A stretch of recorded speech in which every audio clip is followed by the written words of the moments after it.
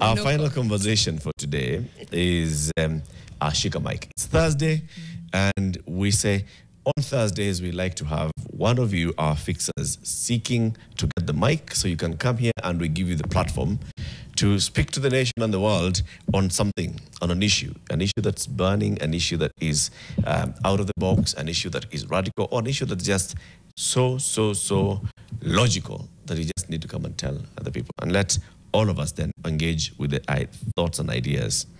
Our guest today is Grace Tanyassis. She has written a letter to President William Ruto, and she said, I would like to present that letter to the president directly from Fixing the Nation. And she's here.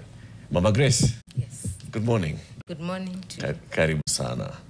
Thank you very much for giving me this chance and this opportunity to say what has been on my mind. Many things have been on your mind. But this one has been very close to me. Yeah? To my heart. Yeah, it's a matter that has been there for a while. And I know you reached out to us and you said, you know what, I'd like to speak to the country on this. And first of all, we must acknowledge the way you are. You know, in fact, Mariam was saying that she hopes that you come dressed in this regalia. Yes. It's so beautiful. And it's beautiful It's regalia. so beautiful. Thank you. For those who are watching us on Nation FM, Yes. Mama Grace is here and she's dressed in Maasai regalia. Yes. There are people who don't understand the meaning of the beads and the necklaces and all. Just please educate the country. What are you wearing and what does it mean? Different Maasais wear different ornaments. Like this one is from Kisongo. That is the side of Mount Kilimanjaro, you know, Loitoktok. And the ones from Kekonyoke would wear differently. And this, I believe this one would be Kekonyoke. Mostly for the Kisongo, these are the colors. The necklaces? Yes. Okay. These The are specific colors? Yes. This one would be for Kekonyoke. And, you know, different ones. If you go to Tanzania, they'll be wearing something different. All right. The number of necklaces, does it mean anything? No. No? Actually, what has happened is gradually we've been trying to modernize. This is not the typical Maasai dress, but these days, and you'll find even people of a different, maybe different tribe, because in Kenya we have different tribes, and we should not really demonize tribes. It is important, but we should bring ourselves together. The diversity is very important, but some people like to demonize tribes. So I see some ladies who are non-Maasai dressed up. You know, you look at one and they look, you know, very, very, very nice. It's beautiful. So, you know, I was arguing, well, not really arguing, but just pushing back on the PS for culture and heritage on a new quest for a national dress. And I was like, No. why are we looking for a national? We know anywhere you go and you find somebody wearing the Maasai bead, that is Kenyan. Yes. Why don't you just accept it and just say the bead? we have Accept the Kenyan national dress. The Maasai shuka as well. It's a shuka. It's everybody is wearing the Maasai shuka. It came from the Maasai, but we all wear it now. It's all of us on the couch in July. 100%.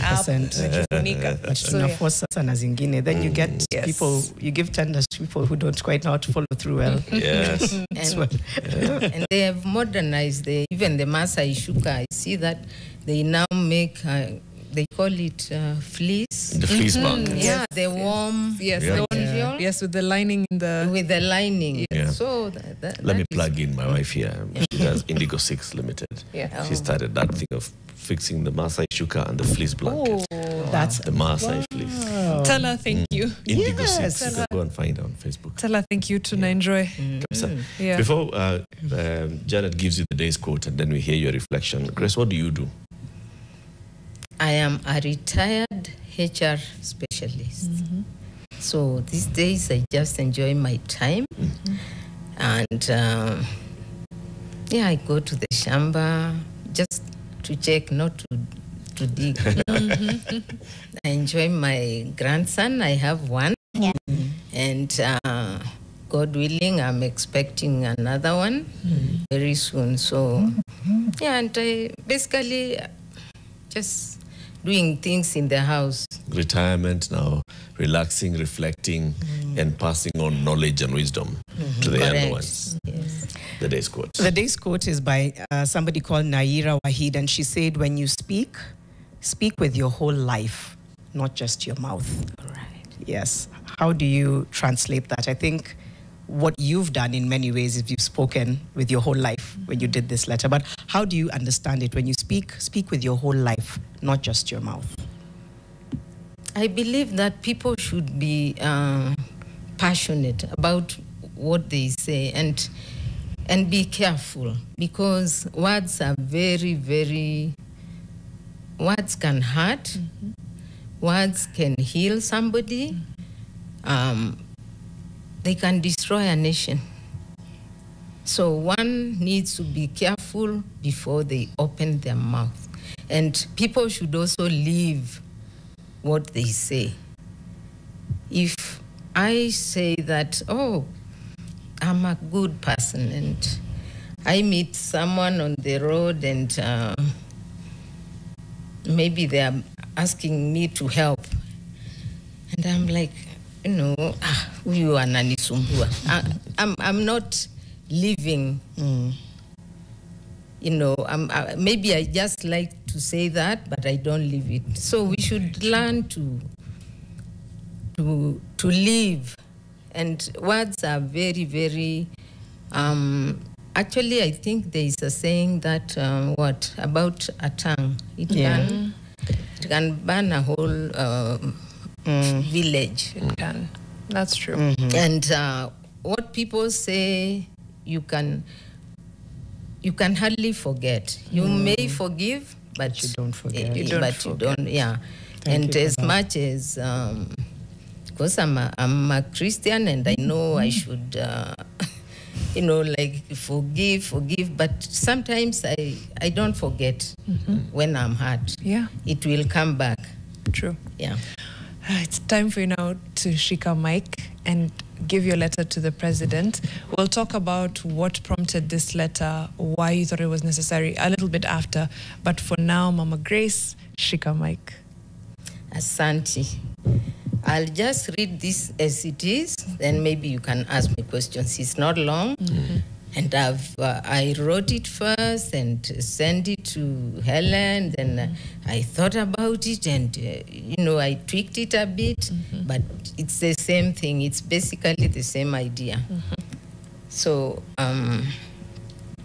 excuse me. I'd said greetings to all watching Fixing the Nation on NTV. I'm here today to speak to the President of Kenya, Dr. William Samoei Ruto. But first, let me introduce myself. My name is Grace Tanyassis, and I am an ordinary Kenyan who loves her country dearly. I am a mother of millennials. By profession, I am a retired HR practitioner. I'm not going to say anything new or something that has not been said before. However, I'm here to request His Excellency, the President of this country, Dr. William Samoei Ruto, with all humility, to listen and have dialogue with the youth of this country. They are not children. They are grown-ups who are bold, intelligent, independent, focused, very energetic, and unrelenting. They are very frustrated because of unemployment. Parents and guardians too are unhappy and frustrated because of spending millions and millions of shillings paying for university fees only for them to keep their children at home because there are no jobs available in Kenya. Your Excellency, most people are unhappy because of what has been going on in this country. Personally, I've been crying with the parents when they cry on TV. My heart breaks when I see old men crying for their children. because you can hardly see a man cry. I'm sure you do not want to lead an angry nation, and we don't want you to be angry either. I plead with you in the name of God to have dialogue with the youth. They make up for half of the population of this country. They are in their millions. With humility, Mr. President, I would like to suggest a formula which will be a first step towards healing this nation. Please give a presidential address to the nation through the national television. Ask the youth to select 2 representatives, 1 male and 1 female, from each of the 47 counties. Ask them to use their networking, the way they turn out in the streets in their millions. Let them write down 10 most important issues in order of priority that they would like to address in their respective counties, because you are the president of the whole country. Please invite them to State House and over a cup of tea, have a conversation with the 94 youth representatives. I'm sure they have good ideas. They are very learned. Do the right thing, Mr. President. The protests are disturbing our lives and they are proving costly. Lives are being lost. You have the power to right the wrongs. We have no other country, Mr. President. So please fix it before it goes to the dogs. Mr. President, if you sort out the issue of unemployment of the youth and sort out the healthcare system in this country, then you would be heading in the right direction. This is because drugs should never expire in government stores, while public hospitals go without drugs, and more so due to corruption of a few unscrupulous guys who steal the medicine and sell in their own chemists. President Ruto, please sort out the education system in the country. Make primary education and secondary education free, because your government has got the funds. Sorting out the above 3, we should step in the right direction. Then all other issues will follow. You can do it because you are the most powerful person in this country. You have the authority and your government has the money. My one suggestion is for your government to partner with investors like the Germans, who I understand have the best waste management system. A factory should be put up at the Dandora dam site, where currently heaps and heaps of trash are piling by the day. Kenya can produce its own fertilizer for local consumption and for export purposes. It will employ thousands of youths.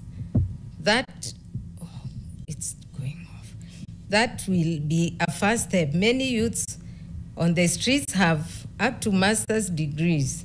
The factory will need managers, accountants, sales and marketing operators of conveyor belts, clerks, cleaners, name it all, categories of workers. The industry will be a youth-led initiative, and older people can only be consultants.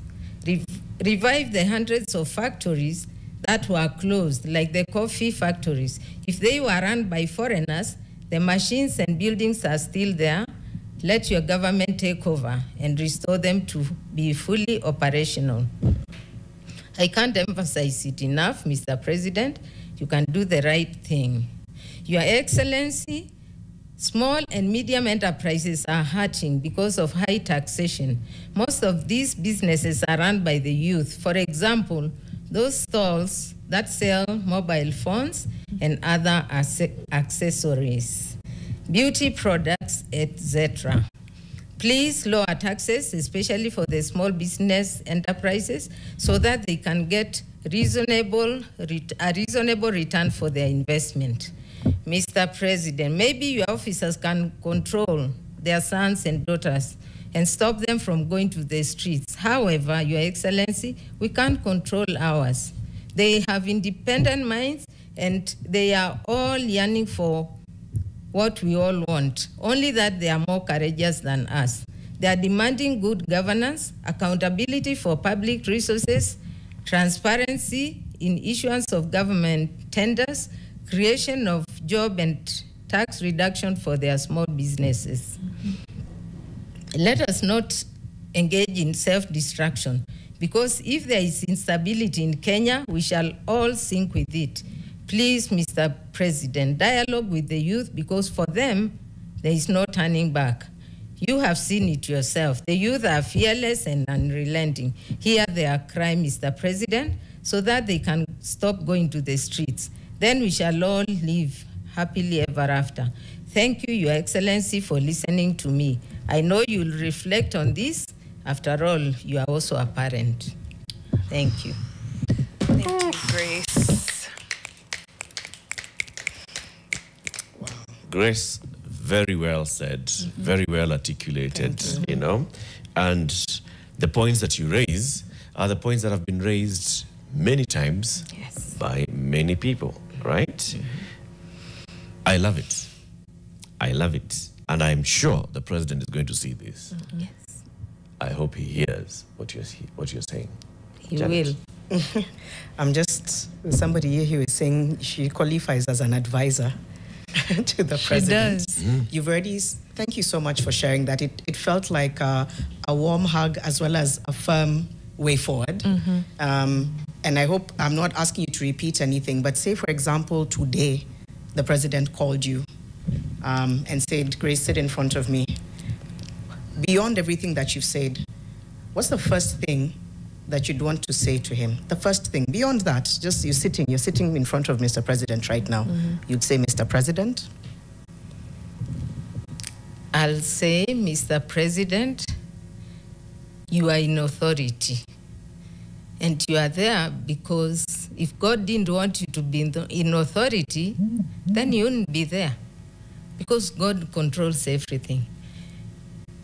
And so you can help this country. You can bring it back. Because right now, we are all so afraid. You go looking back, especially like in the last few days, due to the protests and those, there were people who are not the protesters.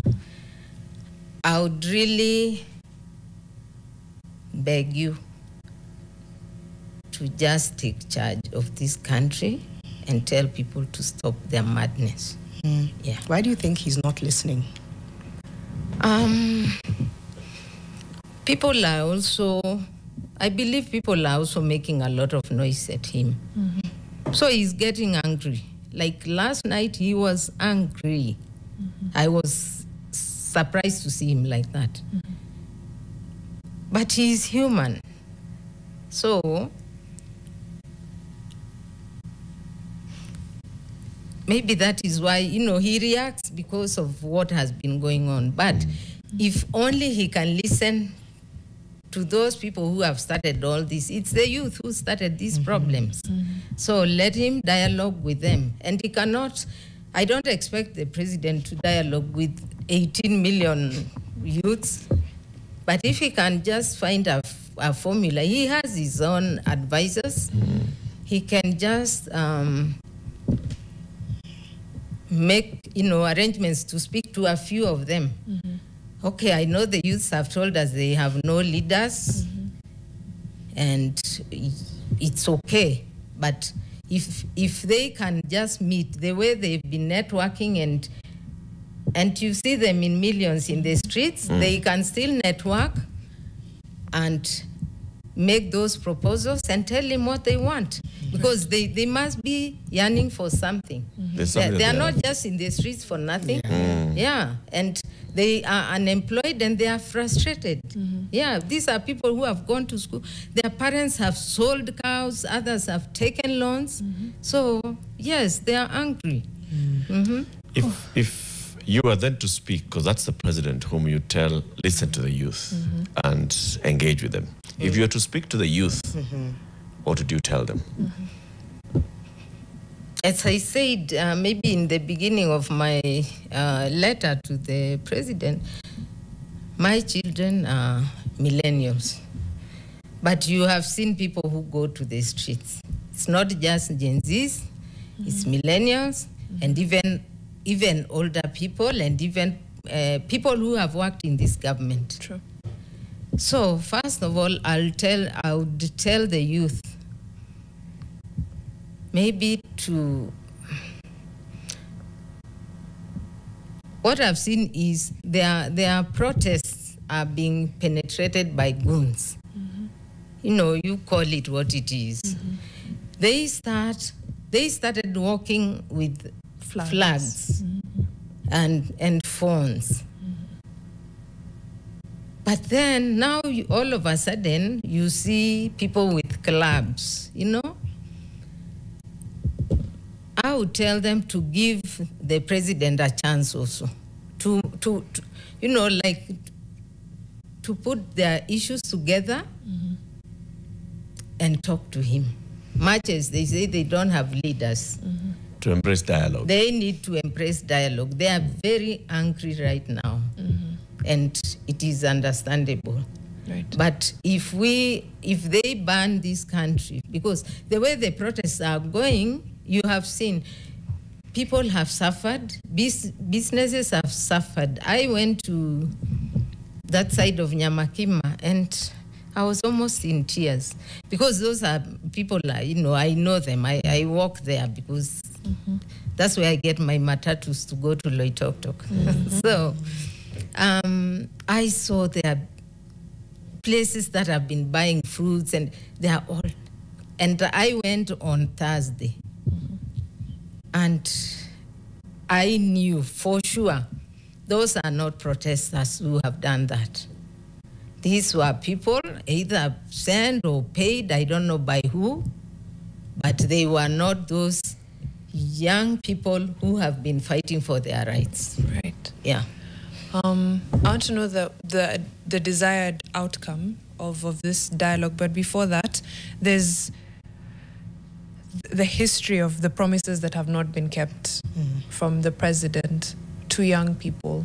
Whether it was last year, the promises to cut down on expenditure, for example. There was the firing of the cabinet, but then a lot of them found their way back. So then when you say, you know, the young people should give him a chance, and you're also giving him the chance, what about those broken promises as well? I'm sure President Ruto doesn't also want to lead a country which is always in chaos. It affects him, you know. I don't think he's a happy person, you know. So I really pray that he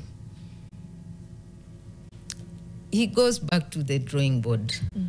Try to fulfill whatever promises were unfulfilled. And don't make any new ones. Let him try these few years or months that are remaining to the next election. Let him fulfill those promises. Let him try to do that. Yes. Okay. Yeah, and not initiate any new ones. Any new ones before he's kept the ones. Yeah, let him try to, because most, you know, maybe the people, the noise that is going around is, yes, most of it is those broken promises. Yeah. And I'm sure he meant well when he started, but I don't know what has gone wrong. Yeah. And Mariam, I think just as somebody online has said, Bramwell, the youth, especially on X, don't want to sit down, but they say the government knows what needs to be done. They know what needs to be done. Yeah, that feeling of we know what needs to be done. So then that's why I was asking, what is the desired outcome of this dialogue? If we have the two representatives from every county, one male, one female, and they go and meet with the president, with the executive, what would be the outcome of that dialogue, in your view? In my view, I would really want them, first of all, I know they want employment. They cannot, you know, they cannot all be employed. I mean, a fact is a fact. Yes? But maybe they also have ways of how more employment can be created. They have ideas of what they want to do. They want a conducive environment to do business. Let them give their suggestion. And I don't agree with that person who says no dialogue. You need to hear somebody. Yes, it's important. Let them let the president hear what they have. Maybe what we are thinking is not what they are thinking. Yes. We are operating on assumptions. And the assumption here is that, the law is clear. What needs to be done is very clear. It's obviously not clear. That's why it's not being done. Exactly. Obviously. Not clear in what sense? It's not clear what needs to be done. Oh, it's clear, but it's not clear. That's why it's not being done. It's clear on one end, not clear on the other. Is that possible? Yes. So the one that's supposed to be doing it, it's not clear to them what is clear to you. And maybe that's the point of the dialogue. So, listen, this is the issue. It's just like, and I was reflecting on this as I was thinking of Grace's letter. It's just like when a teacher is in class, right? So this teacher knows, and that's why there's a curriculum, there's a set book. At the end of a lesson, the teacher will give the learners homework. The purpose of homework is not to test those children. The purpose of the homework is for the learners, for the teacher to basically assess the way I taught. Is that how you understood it? Or did you understand it differently? And also, did you understand it? And that's why the teacher then looks at the homework and marks the homework. So that you are seeing, this is how I delivered, this is what they understood. And I can see those that understood, those that did not understand. So at those that didn't understand, I see what more I can do to bring them to par and understand. That's the whole purpose of teaching, assessing, homework, conversation. A teacher can go home and do like what used to happen Kitambo. And I don't take this out on Uncle Ben and all the other teachers that taught me at Kimana Primary School. Would be given homework. Kesho mwalimu amemark. And then now we are revising math from first question. This is the answer. Those that did not get it right, kuja hapa mbele. Question number 2. Those didn't get it right, Yeah. I don't take it out on the teachers who are doing it, but the whole idea of us getting the homework is for the teacher to see whether we got it. Yes. And beating us was not helping. Yeah. No. But if the teacher was actually realizing that, okay, hawajashika, let me redo this entire lesson again, that would help. It would. And probably this is the call for the dialogue. It's the same that Grace is saying. It is clear, the law is there, it's clear, and this is what needs to be done. It's not being done. So can we sit and understand ni nini shida? Why is it not being done? Ni nini haukuwa na taa kwa nyumba ndio maana hujafanya homework? What went wrong? I want to Ulipewa kazi? Or did you get it wrong? Did you get 1 + 1 to be 3 at some point? Did I confuse you? Did you count your fingers wrong? How did you get 1 + 1 as 3? Lucky they were all there when it was being promulgated. That's what's wild. Right. Juicy. It's 15 years. You were going to say something. No, I just wanted to tap into another side of Grace, which is the professional side. And you are a HR practitioner for a long time. And you know what you are looking for when it's time to promote someone into a position of leadership, right? What are some of those attributes that you would say showed you that someone was ready for leadership in the workplace? Okay. I wasn't in that position to choose them, but Yes. I would say that a leader must be someone who is ready to listen and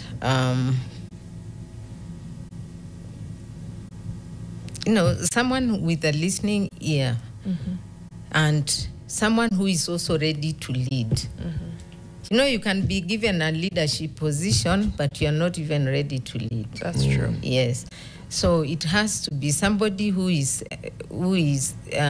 empathetic, someone who is ready to listen, and somebody who is ready to lead.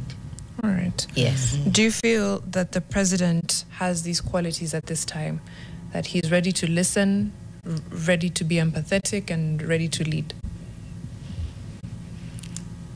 Hey, please. I'm sure he's ready to lead. He has been in leadership for a long time. Yeah. I wanted to go back to what Eric was alluding to. So, okay, follow through with what you've said. In a perfect world, if people thought, okay, yeah, maybe it's just a mistranslation of this law, maybe I don't know, the wording is, what would it look like? What would it look like to approach from a point of, let's go and ask these questions? Because right now, there's a lot of anger. I know that needs to move to action without losing momentum. A lot of people listening, watching are saying, I don't know what more he needs to hear. But if we were to take your point of view, what would that approach look like? Going and kufungua katiba or? You know, list things down. For example, Grace has said education, health, unemployment. And then he has also said unemployment, there are various things that you could do. She has, for example, come and said, just look at waste management. Right? Waste management could create job opportunities. It could cascade or support for MSMEs. If you supported MSMEs with just tax breaks and so on and so forth, this could work. I mean, this is not about law. This is about the practice of, so what are these ideas that can be done that can support? If it's about education, she says, fund education 100% free, entire basic education. It's in the law, but then let's discuss how do we get it to work? How do we make even secondary education free and compulsory all the way, not just free day secondary, but free secondary? How do we make our health care work in a way that then can the president say, these are the challenges, and the people say, these are what we need, this is what we see. Then together you can work out on this can be done medium term, short term, medium term, long term, in how you sort out things. And I think that's probably the conversation that you come up with, that you're coming here to say, these are the pain points and these are the ideas. But I fail to believe that he's unaware. I know Grace even went into detail to say countries like Germany, like really solid solutions. There's a misstep somewhere, because my assumption as president is you have access to the best advisors. You have access to the best information. You have access to the voices, even voices like Grace, really, community leaders or professionals. You have access to them. You probably actually know them. Maybe you've even sat with them. I find it so hard to believe that somebody has to bring it up again and be like, oh, maybe we need to remind you what the priorities are. That's kind of where I'm stuck. Right. I know somehow I'm trying to warm up towards dialogue, and I say warming up because I also hold the frustration of, but I can also see a stalemate. And this is again why 2007, 2008 needed somebody to say, sit down. Atakama mejam. Right. Let's figure this out. True. I can see space for it. I'm just like, but I assume you would have access to this information. All this information. That's where I'm coming from, Grace. I'm just trying to be like, right. He knows. I'm sure he does. I'm sure the people around him know. So what gives? And I like that you've mentioned that, and this brings me to my next question for Grace. You've mentioned that 2007 and 8 needed someone to come and sit parties down and be that mediator. This dialogue that you're calling for, I'm assuming, would also have someone sit in as a mediator, right? Is that how you've imagined it? That there would be someone bridging the gap? And if so, who? And who is it? The church? Is it other political leaders? Is it young people? Is it an active citizen like Grace who would then sit in the middle to mediate? Well, bringing in a mediator or mediators will be good, because maybe it will be an addition. And what I believe is there are people who have been in government before, very sober-minded people, whom now I also see them working with the opposition. And the president knows who they are. And they are professionals. He can bring in from both sides. You know, what I would just urge him not to do is to bring those people who have been, like talking negatively to the wananchi. Yeah. Because the youth and, these people, they know what they want. True. Yeah, so yani wasikasirishwe zaidi, Usitoneshe kidonda. Yes. Let it. There's a group called, of course, not a group, but we know the Interreligious Council of Kenya. Yesterday they issued a statement and said that it's the country is in a sad and dangerous state. Very. And they're blaming this on the fight by the dominant political elite to acquire, protect, and consolidate political and economic power. They said, we are ready and willing to offer mediation between the government, the youth, and all other actors to promote peaceful coexistence and understanding. This is according to the council's chairperson, the Right Reverend Willibard Lago, and the executive director of the Interreligious Council, Lenas Ndigai. What do you think of that? And let me just finish. In our careful consideration, the state led by the president can and must restore public trust by ensuring senior state perpetrators of violence and financial scandals face the law through meaningful prosecutions. And they go on and on. Grace, what do you think? Absolutely. I think they are right. They need, they'll need to have some few people. It doesn't have to have so many people because, he needs to hear each and every point somebody makes.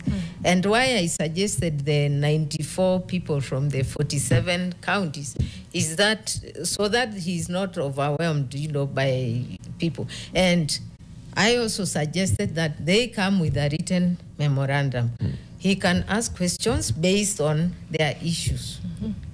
And the mediators will help, maybe in... they'll help in that dialogue. I believe that... guiding the conversation. Yeah, in guiding that conversation. They need, there is no way we are going back, to where we were before if there is no conversation with the youth. Okay. Yeah, they wametuacha, wameenda. Yes. Imeenda. Yes. Let's listen to another leader. So this is the Interreligious Council that spoke. Raila Odinga spoke, and he had a different name for it. Yeah. Called it the Intergenerational Conclave. Yes. Philip, I know you have that bite, and so let's play this and hear Raila, and then let's hear Grace. What do you think of that proposal by Raila? I propose an inclusive, intergenerational, national conclave to hear our people across all divides and come up with an irreducible reforms and changes necessary to take the country forward. I propose that the country urgently returns to the agenda of comprehensive police reforms, focusing on enhancing accountability, transparency, and improving the police-to-people relationship. Your rogue police force that shoots people with impunity.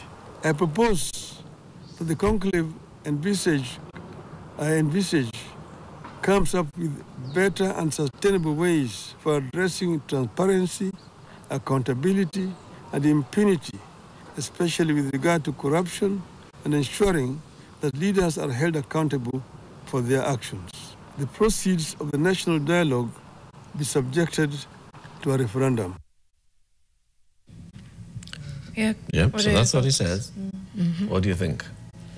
Yeah, it's the same thing I've said. Maybe mine have narrowed it to those 94 people. Yes. But he's calling for the same thing, some dialogue. And he has gone deeper. I don't want to talk about those others because I don't want to talk about politics. I just wanted to talk about those issues. Yeah. Calm down and the tempers. And he is, Baba is next to President Ruto. And they have joined, whatever memorandum or what, they are together. So, yeah. He's next to him, Should- so he can should guide. Should he be part of that dialogue, whether it's opposition leaders as a whole or Raila Odinga specifically? Should he be part of this? If there's these 94 representatives, there's the president, should there be? No. Actually, I would really, I think I would urge the president not to even involve politicians. Let him call these other Interreligious. those council. ones. Yes, but not politicians. Because politicians have their own way of, their own agendas, their own, they shouldn't be part of it. Yeah. Grace, you've seen many things happen in the history of Kenya. You've lived through various presidencies. Has there ever been a time you've been as concerned as you are now? Or is this time, everything you're seeing, almost like the worst place that you feel Kenya has gotten to? It is the worst. From all because- the others you've witnessed? Yes, we are talking of youths. Yes, it is the worst. So we shouldn't even go beyond here, because then we'll not have a country. Yeah. You know, Grace, the fear is from lived experience. People have seen dialogues and they have seen what has happened out of dialogues. Dialogue happens and then it ends up benefiting some people. Dialogue happens, and unless it is structured in a way that leads in a certain direction, then it just moves out of nowhere. Task forces are formed, committees are formed, commissions are formed, dialogues are called for, people go around the country in terms of what they're doing BBI, and then it just doesn't end anywhere. This could be the fear that the young people are saying, you know what, another dialogue is just a ruse. It's dragging us along the mud, and then you shall dump us at some point and say, but still you are involved. Okay. Let me ask, what would be the alternative? I would really ask the youth, what is the alternative? If they don't want to dialogue now, how do they want the country to proceed? Because will they just be going to the streets until when? I don't know. And I wouldn't want that, because the only way would be maybe, I don't even want to imagine anyway.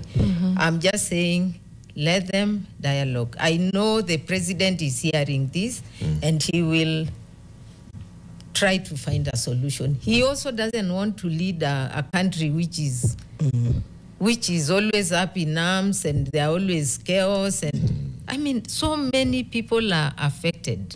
Yeah, businesses are going down, people are losing jobs, and he doesn't want that. He wants to lead a prosperous country. Yes. So I don't think even the president has a choice. He needs to just listen to them and act. And he has the authority, he has all the money. He can do it. And he has, by the way, he has bright officers also. He has people who can work.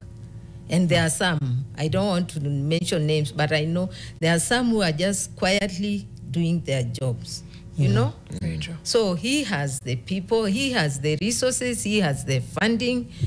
He'll just need to step back a bit, reflect on it, and now move forward. And engage. Yes. There's the other side, which is coming from the president. He says, I am doing the best I can, and the Constitution allows you to assess my work. Why don't you assess my work at the end of this term in 2027? If I have done a good job, renew my term. If I have not done a good job, remove me from office. He says, 2027 is coming. It's just how many months from now? So let's go to the ballot. Can you tell the youth, just wait then, let's wait. You'll not get jobs next year anyway. Wait, the ballot, make your decision at the ballot. I have heard some politician, I can't remember who, but I heard someone saying, we don't want your job. You know, telling the president, we don't want your job. We just need you to fix this country. I think it was Mukisa Kitui. who said, we just need you to fix things. So I believe if he fixes, then that answers that question. Yeah, we'll be somewhere. In a few minutes, we'll let you go, Grace, but just coming up on your world, Afro Thread, celebrating the renewal of indigenous African fashion for modern Africa. I'm excited about that. One of the guests is Frida Mwaka through her fashion house, House of Kichuna. Then we have Patience Bibi and Ramsey Lavatsa, and that's with Winnie Lubembe and Rikali Mary. That starts at 10 a.m. Right. But a big, big thank you to Grace. We just want to wrap up the show. One sentence that you would leave your message to the president in just one sentence as we close. Okay, no problem. Yeah, go right ahead. Sorry, I had forgotten just another suggestion also to maybe what can happen in counties just to engage the youth is that the cultural and social services, I don't know if there is a youth ministry. There is, yeah. Yeah, should facilitate the youth, organize, clubs, football, volleyball, keep them busy, but on paid terms, even if it is some small stipend, so that they stop going to the changa dance and taking that stuff. Indeed. If they can just engage them and make them busy, and I'm sure those ministries have got the funds to do that. They do. Thank you so much for giving me this chance and this opportunity. I'm sure you're all very busy, and I just want to thank the media houses, because you keep us posted in what is going on, and I believe that most of you are very focused and very objective in your reporting. This is your country also. You wouldn't want it burning, because where will you go? And we know those countries that are not doing well. Yeah. I don't even need to mention any. So my last word to Mr. President, I'm just begging you to do what you promised in your manifesto. That way, nobody will complain, ever. Thank you. Thank you. Thank you so much, Thank Grace. you so much for being here. Yeah. That was amazing. I really do appreciate you taking the time to come here. Asante sana for coming. We have to wrap up now. Time is of the essence. I know. But tomorrow morning we'll be back here 6 to 10 a.m. Of course, Friday, great conversations. Well, 4 great conversations to look forward to. A big thank you, of course, to George Njuguna, and of course to Grace Tanyassis as well for coming through today. Tupatane kesho asubuhi, bright and early. # is Fixing the Nation and TV.